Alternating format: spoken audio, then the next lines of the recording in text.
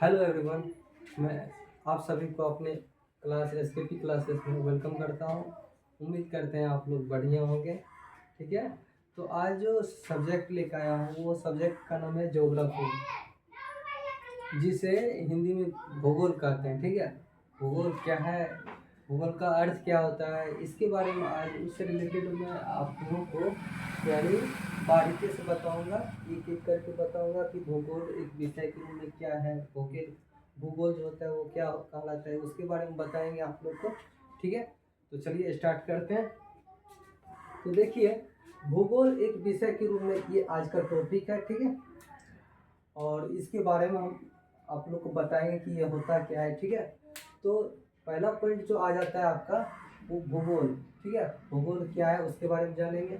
तो भूगोल जो होता है उसका सामान्य अर्थ पृथ्वी का वर्णन होता है, यानी कि पृथ्वी के बारे में विस्तार रूप से बताता है, उसके बारे में ज्ञान देता है, वो कहलाता है ना।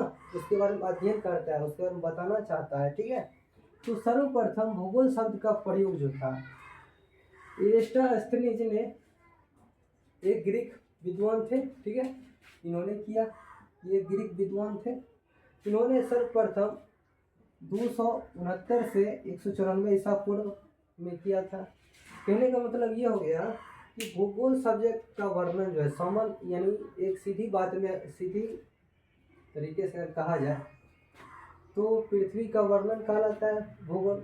और भूगोल शब्द का प्रयोग जो था सर्वप्रथम इरेटोस्थेनीज ने किया था, जो कि एक ग्रीक विद्वान थे।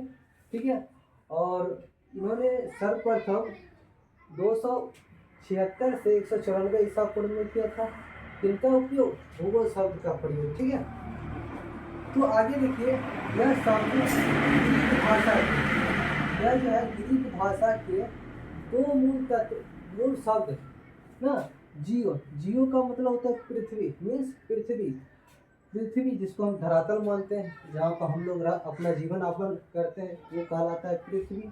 एवं ग्रोफोस का मतलब होता है वर्णन, यानी उसके बारे में जानकारी इकट्ठा करके बताना। ठीक है, से मिलकर बना होता है, जिनका अर्थ होता है जियोग्राफी, से मिलकर बना होता है। दोनों को अगर एक साथ रखा जाता है, एक साथ अगर रखेंगे, इसका अर्थ जो होगा ना वो होगा पृथ्वी का वर्णन। क्या कहलाएगा?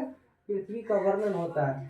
जियो और प्रोपोज को दोनों को अगर मिलाकर एक जगह करेंगे तो कहलाएगा जियोग्राफी। ठीक है, जियोग्राफिस, और इसको मिलकर अगर बनाते हैं तो पृथ्वी का वर्णन होता है, यानी पृथ्वी के बारे में जानकारी को एकत्रित करना या उसके बारे में विस्तार रूप बताना। ठीक है, नेक्स्ट आ जाता है कि भूगोल के लिए अंग्रेजी शब्द जियोग्राफी है, यानी हम जो भूगोल हिंदी बात करते हैं ना, भूगोल क्या है ना, तो उसको अंग्रेजी अगर इंग्लिश में बात करें, जियोग्राफी इसका होता है इंग्लिश मीनिंग, जिसका शाब्दिक अर्थ ना या शाब्दिक परिभाषा जो होती है वो होता है पृथ्वी तथा इसके ऊपर, यानी पृथ्वी तथा इसके ऊपर जो कुछ भी है उसके बारे में लिखना या वर्णन करना होता है। ठीक है, यानी उसको हम लोग लिखकर अपने बातों में या अपने अनुभवों के द्वारा क्या करते हैं, इनके ऊपर विस्तार पूर्वक क्या करते हैं, पढ़ते हैं, लिखते हैं और इसके बारे में ज्ञान एकत्रित करते हैं, यानी इकट्ठा करते हैं और इसके बारे में जानने की कोशिश करते हैं। ठीक है, तो ये कहलाता है।